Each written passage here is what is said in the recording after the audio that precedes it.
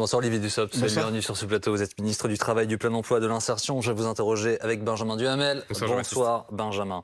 Le Sénat a voté le texte. Alors, il l'a voté, mais dans une démarche particulière, dans un vote bloqué, article 44.3. Est-ce qu'on peut faire valoir de la même manière ce vote-là que s'il avait eu un chemin législatif classique? Mais bien sûr, ce qui est important, c'est que le Sénat a voté. Le Sénat a voté largement le texte, l'intégralité du texte après avoir débattu de tous les articles. Et donc le Sénat a voté l'augmentation de l'âge de départ de 62 à 64 ans.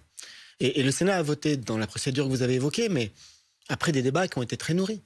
Et j'ai siégé pendant tous ces débats, bien évidemment. Le Sénat s'est réuni et a débattu en séance pendant plus de 100 heures. Plus de 100 heures de débat, 8900 amendements et sous-amendements qui ont été déposés. Et tous les articles ont fait l'objet d'échanges, de discussions et d'examens.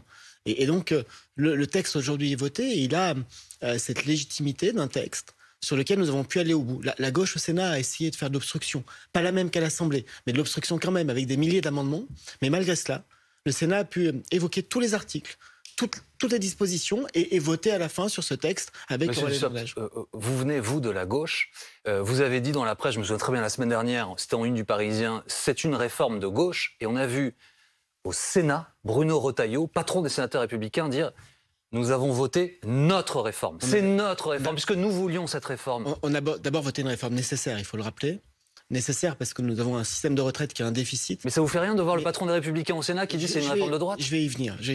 Nous avons voté cette réforme parce qu'elle est nécessaire. 12 milliards et demi de déficit dès 2027, 13 milliards et demi en 2030.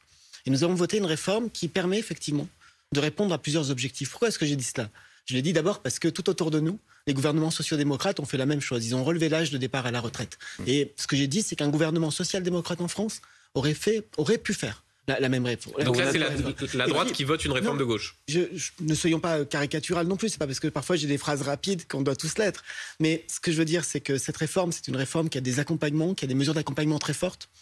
C'est une réforme qui consacre un tiers des économies réalisées, c'est 6 milliards d'euros, à des mesures d'accompagnement social. Juste pour comparer, par rapport à ce qui était fait avant. La réforme de 2010, c'est 1,5 milliard d'euros d'accompagnement. La réforme de 2013, c'est 4 milliards d'accompagnement. Avec cette réforme, nous faisons autant en termes de mesures d'accompagnement, de mesures sociales, de création de nouveaux droits que les deux réformes précédentes. Mais finalement, vous dites les gouvernements sociaux-démocrates l'ont fait, donc vous n'êtes pas un gouvernement social-démocrate, c'est la première leçon que je tire de ce que vous dites. Et Bruno Retailleau, donc, dit bravo aux réformes de droite. Bruno Retailleau est président du groupe LR au Sénat, et le groupe LR au Sénat, la majorité sénatoriale, a aussi mis sa marque, effectivement. Lorsque le Sénat, avec le soutien du gouvernement par ailleurs, fait en sorte que les femmes qui ont une carrière complète en termes de durée de cotisation validée, de durée d'affiliation validée à 63 ans, elles puissent, dans l'avenir, avoir une surcote. C'était une demande très forte. Le Sénat portait des demandes très fortes en matière de lutte contre la fraude. Et donc, c'est le propre d'un texte, quand on veut construire une majorité, pour qu'il soit adopté, et quand on veut construire une majorité plus large que celle dont nous disposons, c'est de rassembler. Et pour rassembler, il faut qu'il y ait des dispositions qui permettent à la fois de répondre à la nécessité, et la nécessité, c'est l'équilibre financier, et en même temps de créer de nouveaux droits et de faire en sorte qu'il y ait des priorités politiques, des accompagnements qui soient à la hauteur.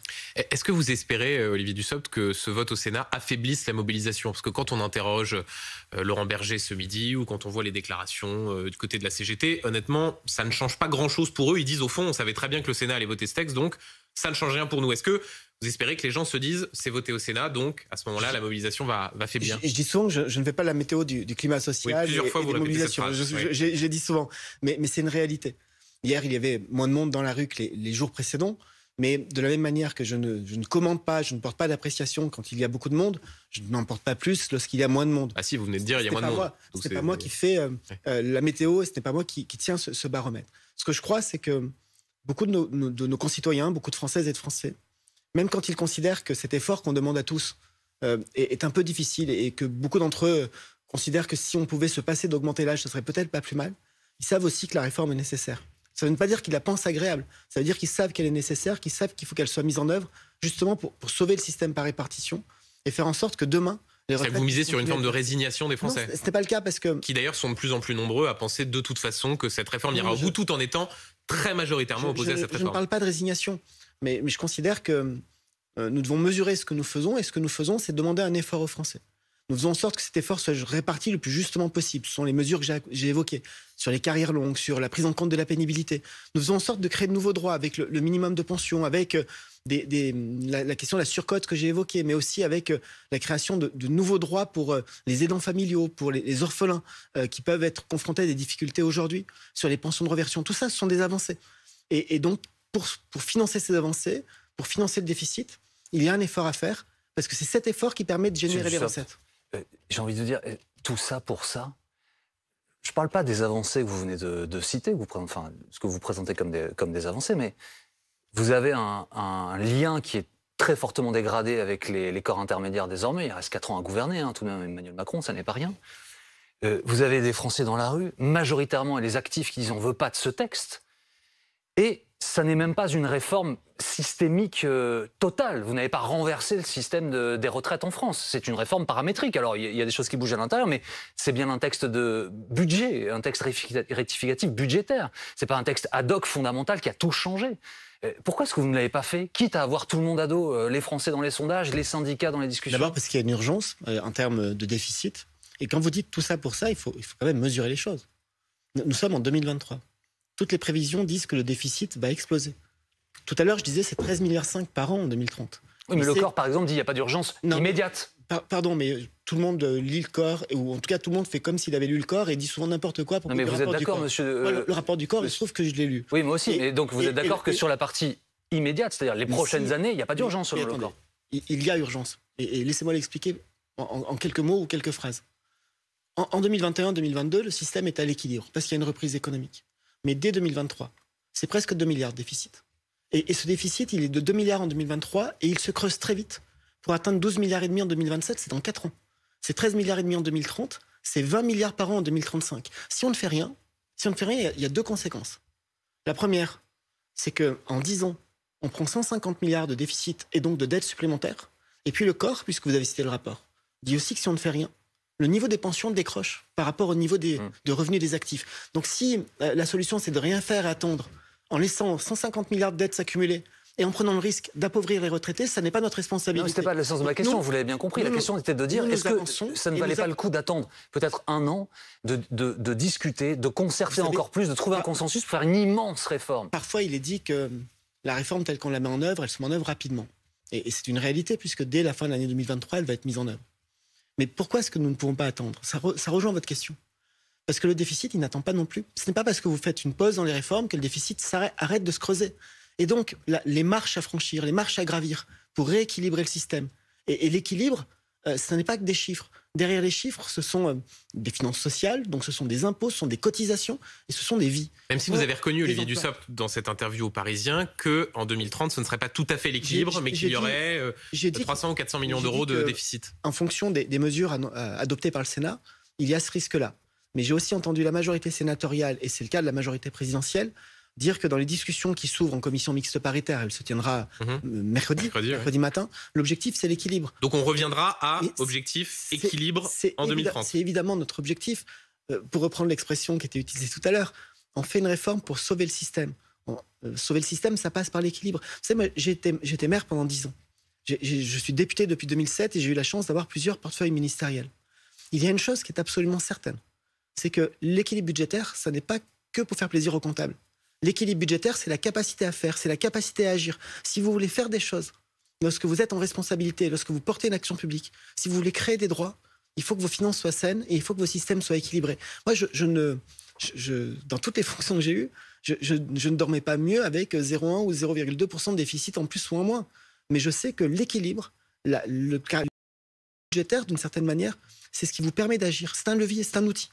Donc, les chiffres que vous visez, pour que la chose soit claire, c'est avec plein emploi ou pas plein emploi, puisque vous portez ce titre également? C'est avec croissance, pas de croissance? Vous m'avez dit avoir lu le rapport du corps, vous l'avez? Les hypothèses, c'est 4,5. Oui, mais moi je l'ai lu, monsieur chômage. Pardon, moi je l'ai lu, monsieur Dussopt, mais les téléspectateurs et les téléspectatrices ne l'ont pas lu. C'est dans une hypothèse à 4,5% de chômage en 2027 et avec une croissance qu'on appelle conventionnelle, c'est-à-dire autour de 1,5%. Et les 4,5, honnêtement, tous les prévisionnistes considèrent qu'on en est très loin, que déjà si on arrive à 5%, c'est bien. On se bat pour y arriver. C'est ça l'essentiel. Et les prévisionnistes peuvent avoir des craintes. L'environnement économique est incertain. Moi, ce que je sais, ce que je vois, c'est qu'on a eu des chiffres tout récemment, la semaine dernière, qui disent qu'au 4e trimestre de l'année 2022, la création d'emplois était plus importante que ce que l'on pensait en début d'année, puisque les chiffres définitifs sont tombés. Qui disent que le chômage a encore baissé, il est passé de 7,3 à 7,2%. C'est une bonne nouvelle. Il n'a jamais été aussi bas depuis des années et des années. Et donc nous continuons à pousser l'économie, et c'est d'ailleurs un élément intéressant, parce qu'on parle là d'emploi, on parle d'économie. Pendant tout le débat que nous avons eu à l'Assemblée, mais aussi au Sénat et avant à l'Assemblée, beaucoup de ceux qui s'opposent à la réforme nous disaient, mais pour financer, il suffit d'augmenter les taxes, d'augmenter les impôts. Ça serait revenir en arrière sur tout ce qu'on a fait pour avoir une économie qui soit attractive et qui crée de l'emploi. On va revenir sur ce qui va se produire là prochainement. Hein. Commission mixte paritaire, débat à l'Assemblée nationale, enfin vote à l'Assemblée nationale. Et au Sénat, ce sera jeudi. Juste d'un mot, ce midi, nous interrogions avec Benjamin Laurent Berger, secrétaire général de la CFDT. Il y aura une loi travail à venir. Oui. Il dit, c'est pas ce qu'il y a dans la loi du tout pour l'instant, et c'est mettre la charrue avant les bœufs. Nous aurions souhaité parler du travail, du lien des Français au travail, de la valeur travail, avant de nous intéresser aux retraites. Est-ce que vous entendez cet argument ? Je peux tout entendre, et j'aurai l'occasion, avec l'ensemble des responsables syndicaux, de leur proposer de travailler de manière très étroite sur ce projet de loi, et dans les tout prochains jours, parce qu'il y a un désaccord sur les retraites, mais un désaccord ne signifie pas être en guerre, ne signifie pas être dans le gel de toute forme de relation. Et j'ai d'ailleurs entendu Laurent Berger dire aussi que la CFDT est une force syndicale qui travaille, qui propose, qui s'oppose parfois, et qu'elle va le rester. La loi travail et la réflexion sur le travail, nous n'avons pas commencé à en parler cette semaine. Les assises du travail, qui sont un lieu de réflexion, une méthode de réflexion, qui font suite au Conseil national de la refondation, je les ai ouvertes au mois de décembre, début décembre, en présence d'intellectuels, en présence d'organisations syndicales, patronales, dont la CFDT, et l'organisation même de ces assises du travail est une demande que la CFDT avait exprimée lors du premier Conseil national de la refondation. Donc il ment ce midi quand il a dit qu'il ne savait pas ce qu'il y avait dans le texte à venir ? Non, parce que le texte, il est en cours de préparation. Mais de quoi parlons-nous dans ces assises ? Nous parlons de la démocratie au travail dans un univers professionnel qui a changé, qui s'est dématérialisé. Nous parlons de conditions et de qualité de vie au travail. Nous parlons des nouvelles formes d'emploi, des nouvelles formes de travail, avec l'émergence des plateformes, avec l'émergence de ce qu'on appelle parfois l'ubérisation du travail. Puis il y a d'autres sujets qui doivent être portés dans ce projet de loi relatif à l'emploi et au travail. Et des sujets qui intéressent directement les partenaires sociaux. Je leur ai demandé aux partenaires sociaux, il y a quelques mois, à peu près début décembre, comme à peu près en même temps que l'ouverture des assises, d'ouvrir une négociation entre eux sur le partage de la valeur. Elle a abouti. Ils ont signé un accord et nous nous sommes engagés avec la Première ministre à ce que les dispositions de cet accord sur le partage de la valeur soient inscrites dans la loi. La loi travail permettra aussi cela. Et vous ? Alors, on va écouter, Benjamin, Laurent Berger, puisque le recevant ce midi, nous savions que nous vous recevions ce soir. On lui a demandé s'il avait une question pour vous. Je ne sais pas quoi lui dire, en fait. Je vais être franchement. J'ai envie de lui dire, monsieur Dussopt, vous êtes le ministre du Travail. Quand on est ministre du Travail, on a de la considération et de l'écoute pour les travailleurs dans leur grande diversité. Aujourd'hui, ils sont opposés à une réforme des retraites parce que ça a un impact très concret. Et votre discours ne peut pas être simplement un appel à la responsabilité budgétaire ou au fait que cette réforme était dans un programme, il faut qu'elle s'applique. Il y a une majorité qui s'oppose dans le monde du travail, très grosse majorité. Pourquoi vous n'en tenez pas compte ? D'abord, j'ai un désaccord avec ce qui est dit, parce que je pense que la question budgétaire est importante. Je l'ai dit, je n'y reviens pas. Et puis, nous avons aussi beaucoup écouté. J'entends ce que dit Laurent Berger. Nous sommes dans un moment où les oppositions s'expriment et c'est tout à fait légitime et démocratique. Mais depuis plusieurs mois, depuis le mois d'octobre, nous avons ouvert un nouveau cycle de concertation sur les retraites. Des choses qui étaient attendues, demandées par les organisations syndicales, pas que la CFDT, par les organisations patronales, ont été intégrées dans le texte. Je prends un exemple. Il était évoqué, je crois, juste avant que je vous rejoigne. La question de l'index senior. Nous l'avons mis dans le texte. Nous avons entendu dans le débat, dans les expressions, la demande de certaines organisations syndicales d'aller un peu plus loin pour dire, OK, vous allez mesurer l'implication des entreprises, celles qui ne veulent pas publier leurs chiffres, vous allez les sanctionner, vous allez mettre en place une obligation de négociation, mais qu'est-ce qui se passe pour celles qui ne jouent pas le jeu 1 an après, 2 ans après, 3 ans après? Donc vous regrettez que Laurent Berger, au fond, ne reconnaisse pas davantage des avancées qui ont été obtenues? Je vais au bout sur l'index senior. Nous avons dit, on entend. On a proposé un amendement, la majorité présidentielle a proposé un amendement à l'Assemblée. La totalité de la gauche a voté avec la droite pour refuser d'alourdir les sanctions. Et d'ailleurs, à l'Assemblée, la même gauche a voulu supprimer et a supprimé l'index que le Sénat a remis en place. Ce que je dis là, c'est que au cours de la discussion, au cours des concertations, nous avons intégré énormément de demandes. Je prends un autre exemple sur la pénibilité. Il existe aujourd'hui le compte professionnel de prévention, qu'on appelle parfois le C2P. concerne 6 critères. On va traiter d'autres critères différemment, mais il en concerne 6. Vous en avez supprimé 4 en 2017. Mais qu'on va traiter différemment autour des postures pénibles, du port de charge. Tout ça, on le réintègre, pas dans le C2P, mais dans des accords de prévention avec des possibilités de départ anticipé. C'est aussi un progrès. Mais sur le compte professionnel de prévention, les 6 critères, notamment le travail de nuit, les organisations syndicales nous disaient, pour les plus réformistes qui sont attachés au C2P, parce qu'il y a parfois des nuances, nous disaient, mais il faut abaisser les critères. Nous abaissons les critères. Il faut créer une nouvelle utilisation avec un congé de reconversion. Nous le faisons. Il faut déplafonner le nombre de points qu'on peut avoir. Nous le faisons. Monsieur Dussopt, est-ce que vous pensiez, honnêtement, vous pensiez que la mobilisation, la protestation durerait aussi fort, aussi longtemps ? Nous savions qu'il y aurait une mobilisation et une protestation qui pouvaient être importantes. Mais aussi longue ? Oui, mais aussi longue. Vous savez, sur à peu près toutes les réformes des retraites, nous sommes sur des étiages assez comparables. En 2010, nous étions sur un nombre de manifestants peu ou prou identique, avec plusieurs manifestations, dont 4 ou 5, je crois, avaient dépassé le million de manifestants. La réforme, quand on réforme les retraites dans notre pays, on touche toujours à quelque chose de très sensible, beaucoup plus qu'ailleurs d'ailleurs. Ça doit appartenir à notre histoire, à notre construction, mais on a un système de retraite qui est tellement complexe, qui est tellement difficile à cerner, parce qu'il y a 42 régimes, vous avez des événements personnels, c'est-à-dire le fait d'être parent, le fait d'être marié, pas marié.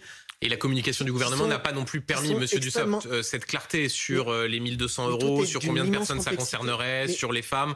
Tout est d'une immense Admettez aussi que le discours gouvernemental a parfois contribué à ce manque de clarté. Si vous voulez me faire dire qu'on peut toujours faire mieux, oui, on peut toujours faire mieux. C'est un euphémisme, là. Ce que je veux dire là, c'est que quand on parle de retraite, on ne touche pas qu'à un système administratif. On renvoie à la vie des gens. On renvoie à la vie d'hommes et de femmes qui, à un moment de leur histoire, doivent s'arrêter, reconstituer leur carrière. Tout à l'heure, avant que je vous rejoigne, j'entendais Roselyne Bachelot qui parlait de l'égalité entre les femmes et les hommes. Et qui disait, mais en France, on attend du système de retraite de corriger les inégalités entre les femmes et les hommes, parce que les écarts de pension de retraite sont importants. Mais en réalité, elle avait totalement raison.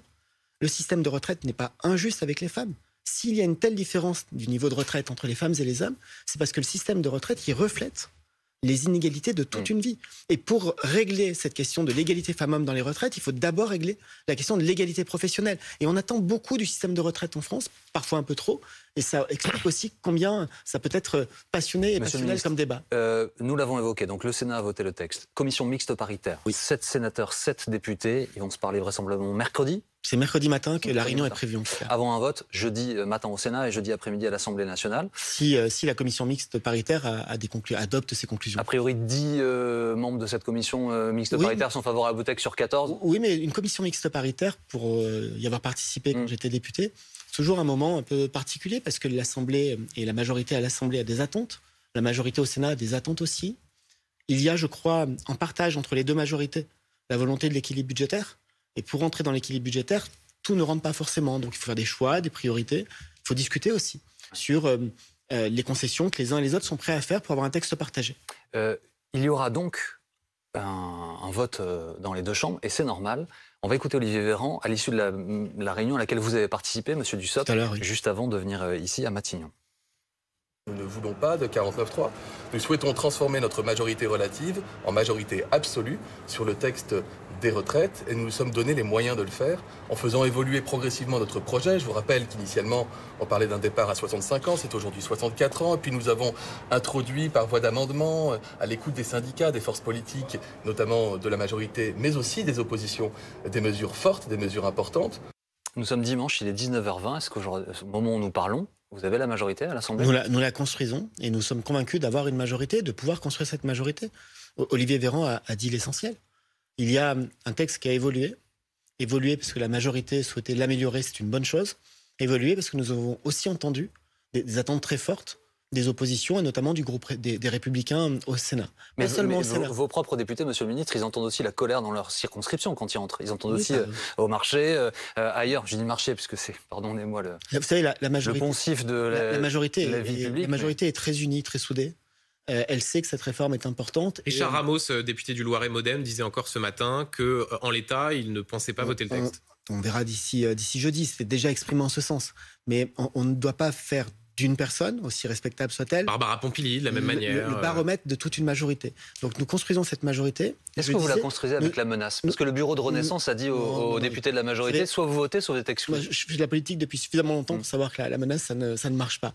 Ce qu'on doit démontrer, quand on me dit, mais est-ce que vous arrivez à élargir, notamment au-delà de la majorité, quand on tient compte de la demande du groupe des Républicains à l'Assemblée, sur les carrières longues pour ceux qui ont commencé avant 21 ans, quand on tient compte de la demande du groupe des Républicains au Sénat sur la question des droits, notamment des droits des femmes, en termes de surcote pour celles qui ont une carrière complète avant l'âge de départ.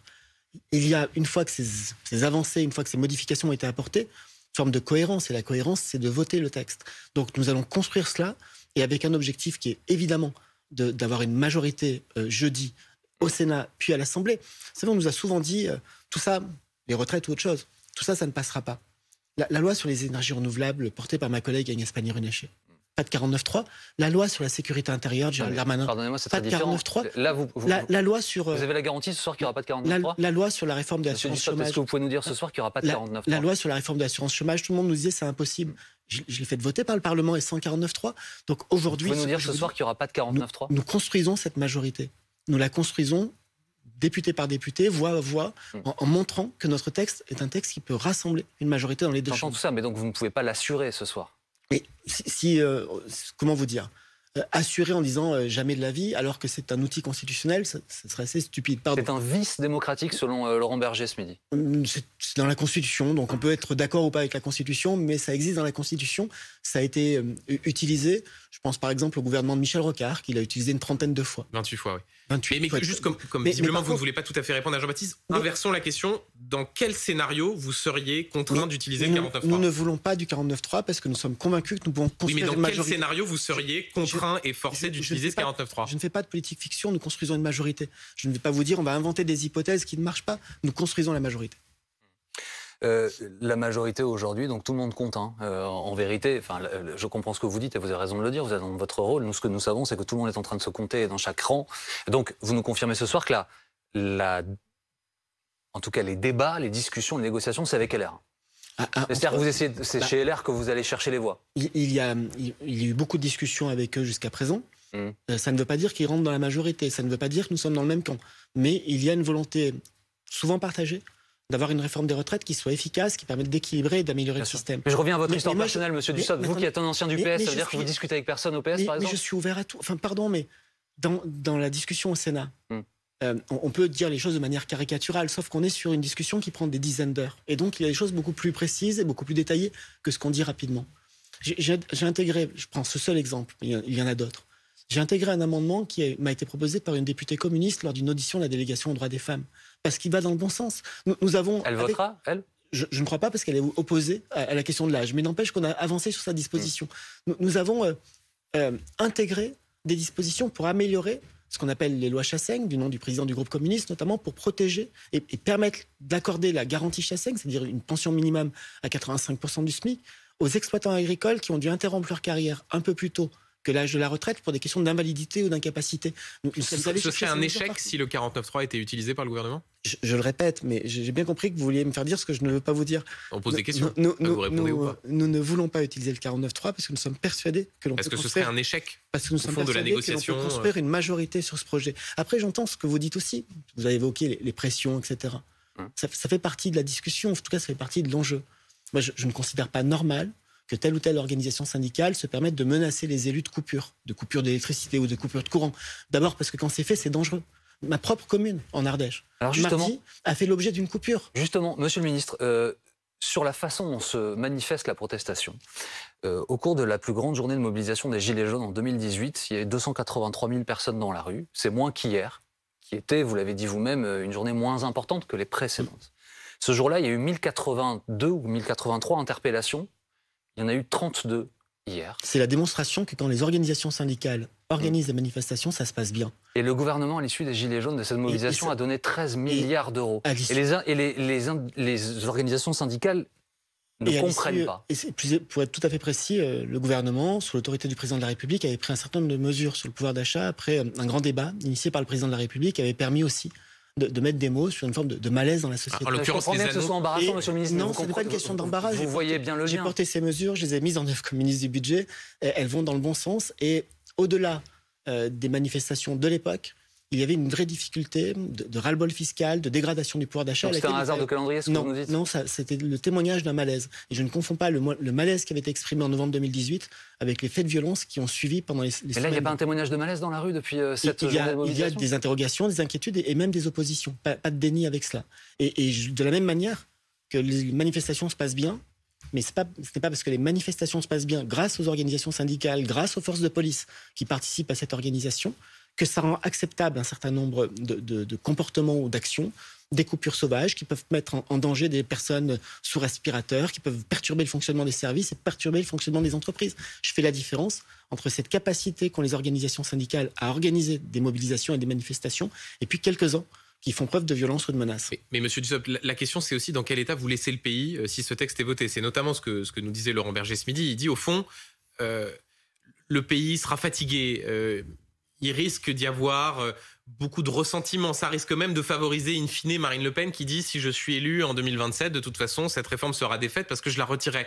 Est-ce que vous avez conscience de l'état dans lequel vous allez laisser le corps social en ayant imposé cette réforme des retraites alors que 70% des Français n'en veulent pas ? D'abord, nous avons conscience que le corps social, pour reprendre cette expression, n'est pas fatigué depuis hier. Nous sortons d'une période de Covid, nous connaissons une période d'inflation, nous connaissons des périodes de difficultés assez rares par rapport à celles que nous avons pu traverser dans les 20 ou 30 dernières années. Ça, nous le savons et nous apportons des réponses. Et des réponses comme aucun autre pays n'en apporte. Sur la question du pouvoir d'achat, sur la question de l'énergie. On trouvera tous que les prix ça laissera des traces. On trouvera tous que les prix augmentent trop vite, mais ils augmentent 2 fois moins vite que dans la plupart des pays européens. Par contre, ne rien faire. Ne rien faire en disant ce n'est pas le moment. Ça n'est jamais le moment pour faire une réforme des retraites. Je l'ai dit tout à l'heure. Ne rien faire, c'est prendre le risque de 150 milliards de dettes en plus et d'un décrochage des pensions. Et ça n'est pas possible. C'est vous-même qui avez dit en 2017, c'était pas le moment. Hein. Enfin, en 2018. Hein.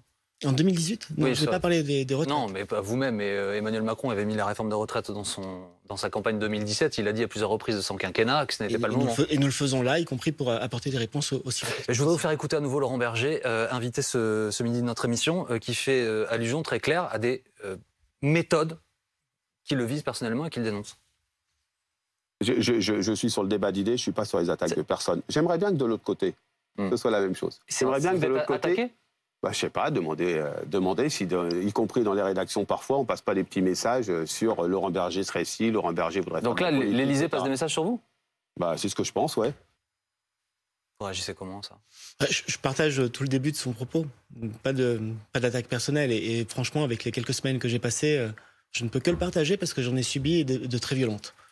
Et je pense que même si nous avons ce désaccord sur cette réforme, nous avons aussi sur d'autres textes, d'autres occasions, la possibilité de discuter. Nous le faisons, nous l'avons fait et je pense que nous le ferons. Donc pas d'attaque du pouvoir sur Laurent Berger de manière indirecte ? Non, je ne crois pas. Un dernier mot, s'il vous plaît. Monsieur Martinez part, là, dans 3 semaines. Fin mars, remplacé par Madame Buisson ou d'autres.